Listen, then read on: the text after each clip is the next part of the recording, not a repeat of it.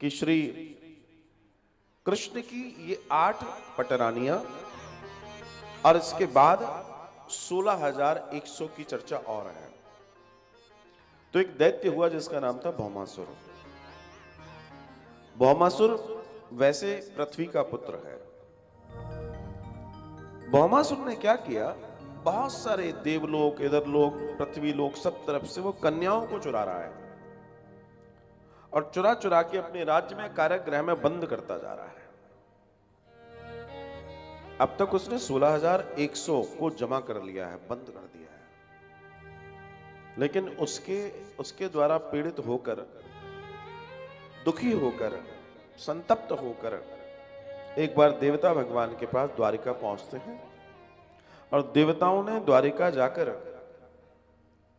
भगवान श्री कृष्ण से निवेदन किया कि आप कृपा करके कुछ कीजिए, बहुत बुरी स्थिति हो गई है, इसने इतना आतंक कर रखा है और ये मरता है नहीं, क्योंकि इसको ब्रह्मा जी ने आशीर्वाद दिया है इसने ब्रह्मा जी से कि मेरी मां जब तक न कहे तब तक मैं न मरूं। बड़ा विचित्र आशीर्वाद था। तो ऐसी स्थिति में भगवान श्री कृष्ण कहते हैं चलो हम चलते हैं। अच्छा, जिस महल में देवता गए हैं उस महल में भगवान सत्यभामा के साथ रह रहे हैं और सत्यभामा पृथ्वी का अवतार है और भगवान को पृथ्वी की जरूरत है, क्योंकि जब तक पृथ्वी नहीं होगी तब तक भौमासुर नहीं मारा जा सकता। तो सत्यभामा के मन में ऐसा विचार आया कि वो कहती है आपके इस युद्ध को मैं भी देखना चाहती हूं। भगवान कहते हैं चलिए देवी, जरूरत तो इनकी है ही। और भगवान अपने साथ ले जाते हैं और ले जाकर युद्ध करते हैं। हालांकि वो भौमासुर तो हारने वाला नहीं था, मरने वाला नहीं था। बड़ी देर तक ये सब चलता रहा। आखिर में सत्यभामा जी ने कह दिया आप इसे मार क्यों नहीं देते, मारिए इसे। बस भगवान से सत्यभामा ने कहा और भगवान ने एक बार में उसका वध कर दिया।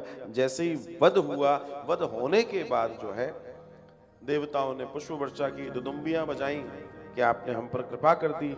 लेकिन जब वध हो गया तो इसके राज्य में कारागृह में बंद 16,100 उन राजकुमारियों को, उन कन्याओं को छुड़वाया गया। अब जब उन कन्याओं को छुड़वाया गया, उन कन्याओं ने निवेदन किया। और निवेदन क्या था? निवेदन ये था कि हमें आप आज्ञा करें, हम आज्ञा चाहते हैं आपसे कि हम अपने शरीर को छोड़ना चाहते हैं, मतलब मरना चाहते हैं। भगवान ने कहा मरना चाहते हो, क्यों? बोला देखिए, हमारा अपहरण हुआ इस दैत्य के द्वारा, हमें स्त्री, और जब दैत्य के द्वारा अपहरण हो गया तो हमको अब अपनाएगा कौन? भगवान कहते नहीं नहीं ऐसा नहीं है, तुम अपने घर के पते दो, राज्यों के नाम बताओ, पिताओं के नाम बताओ, नगर ग्रामों के नाम बताओ, मैं तुम्हें तुम्हारे स्थान पर पहुंचवाऊंगा। सब देखने लगे भगवान श्री कृष्ण को। किसी ने अपनी कहानी बताई, किसी ने अपनी कहानी बताई, किसी ने कहा जब इसने चुराया तो सब मारे गए, किसी ने अपनी अपनी बातें बताई। भगवान सबकी सुन रहे हैं। अंतोगत्वा उन्होंने कहा हम कहीं नहीं जाएंगे, क्योंकि हम एक बार अपने माता पिता को दुख दे चुके हैं, अब जीवन भर उनके सर पर बैठकर, क्योंकि हमारा विवाह होगा नहीं, तो भला हम वहां पहुंचकर करेंगे क्या? हमें तो बस आप आज्ञा दे दीजिए, हम अपने आप को समाप्त करना चाहते। भगवान ने कहा ये तो पाप है, ये पाप है। बोला पाप और पुण्य हमें नहीं मालूम, हमारे पास इसके अलावा कोई रास्ता नहीं है, क्योंकि हमें कोई अपनाने वाला नहीं है। जब भगवान ने बहुत करके रोका बार बार, तो फिर उनमें से कुछ बोल पड़ी, अगर आप इतना कह रहे हैं तो हे प्रभु आप ही द्वारकाधीश है, आप हमें अपना लीजिए, अपना बना लीजिए, आप हमारा वरण कर लीजिए। और जब जैसे ही भगवान ने ये सुना आप हमारा वरण कर लीजिए, भगवान ने एक क्षण की भी देर नहीं लगाई। भगवान कहते हैं तथास्तु।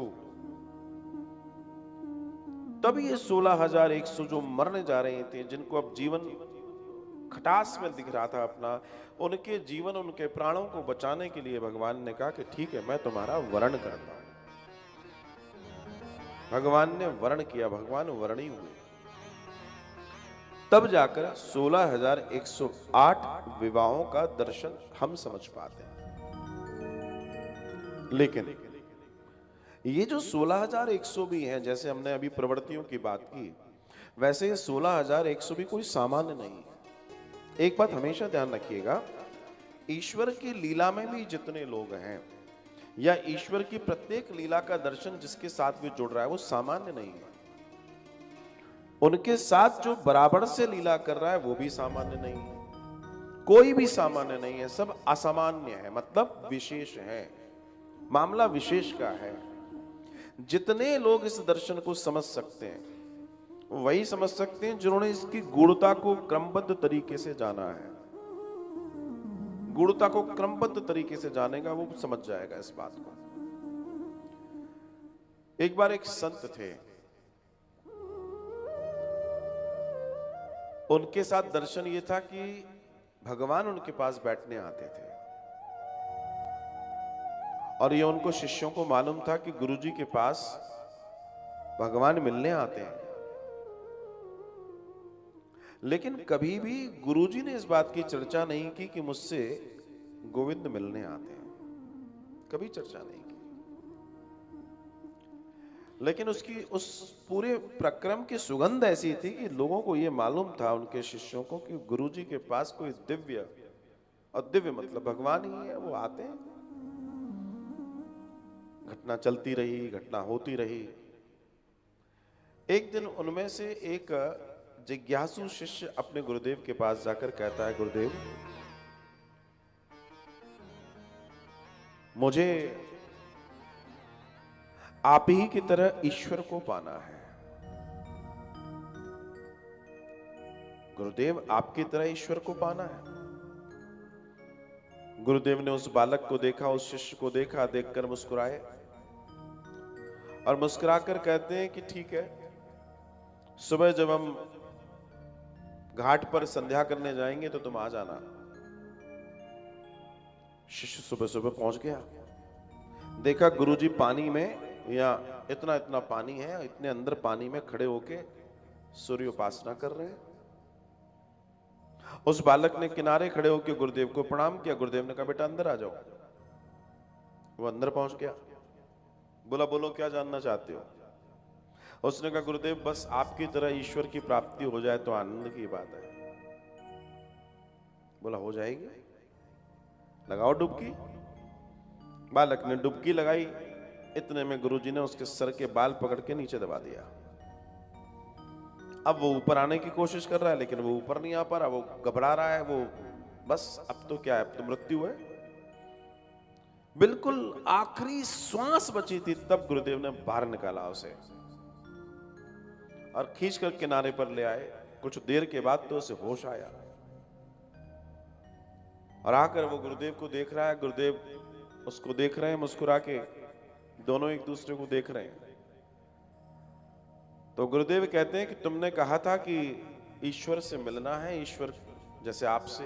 बोला हाँ साहब, कहा तो यही था, लेकिन जीवित रहते हुए मिलना था, आपने तो पूरी तैयारी कर दी थी। गुरुदेव ने मुस्कुराकर कहा तैयारी नहीं की थी, तैयारी करवाई है।